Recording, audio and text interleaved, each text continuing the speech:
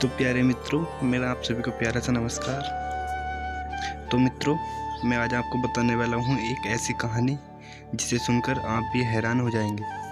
तो प्यारे मित्रों, अगर आप मेरे चैनल पर नए हो तो चैनल को सब्सक्राइब कर लें और बेल आइकन को प्रेस करना ना भूलें। तो प्यारे मित्रों, एक समय की बात थी। एक गाँव में एक लड़का रहता था। एक दिन वह अपने गंदे दोस्तों के चक्कर में फंस जाता है और गंदी आदतों का शिकार हो जाता है।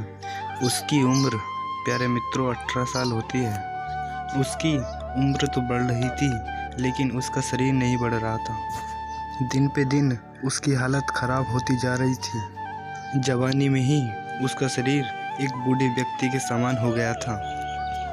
उसके घर वाले उसके भविष्य के बारे में सोचकर चिंतित रहने लगे। एक दिन वह उस लड़के को किसी अच्छे से वैद्य के पास लेकर गए। वैद्य ने उस लड़के के शरीर में प्रोटीन और विटामिन की कमी बताई और वैद्य ने उनको कुछ दवाई देकर बाप बेटे को घर भेज दिया।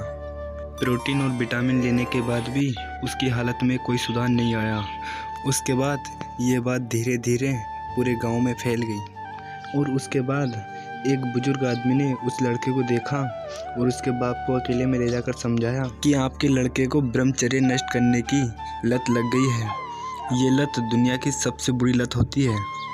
अगर इसको समय रहते नहीं सुधारा गया तो आप अपने बेटे से हाथ धो बैठोगे। आप अपने बेटे को ऐसे ऋषि मुनि को दिखाओ जिसने अखंड ब्रह्मचर्य रहने का संकल्प लिया हो। वो अपने बेटे को घर लाता है और अपने बेटे से पूछता है, क्या तुम ब्रह्मचर्य नष्ट करते हो? उसका बेटा मना कर देता है।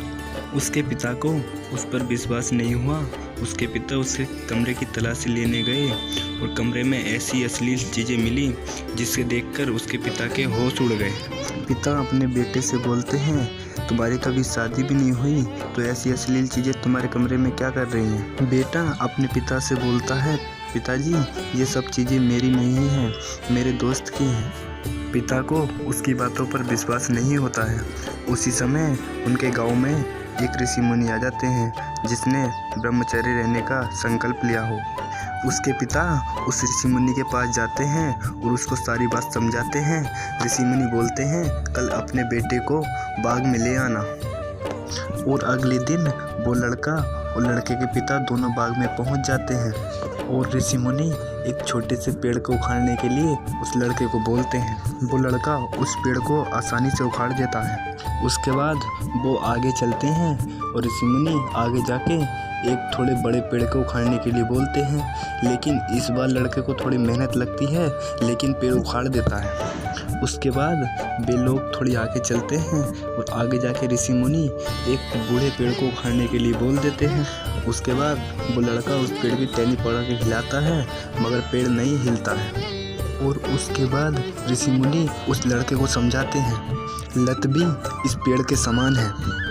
अगर आप शुरुआत में ही इस लत को छोड़ दोगे तो अच्छा रहेगा। तुम जैसे जैसे इस लत को बढ़ाओगे वैसे वैसे ये छोड़नी मुश्किल हो जाएगी।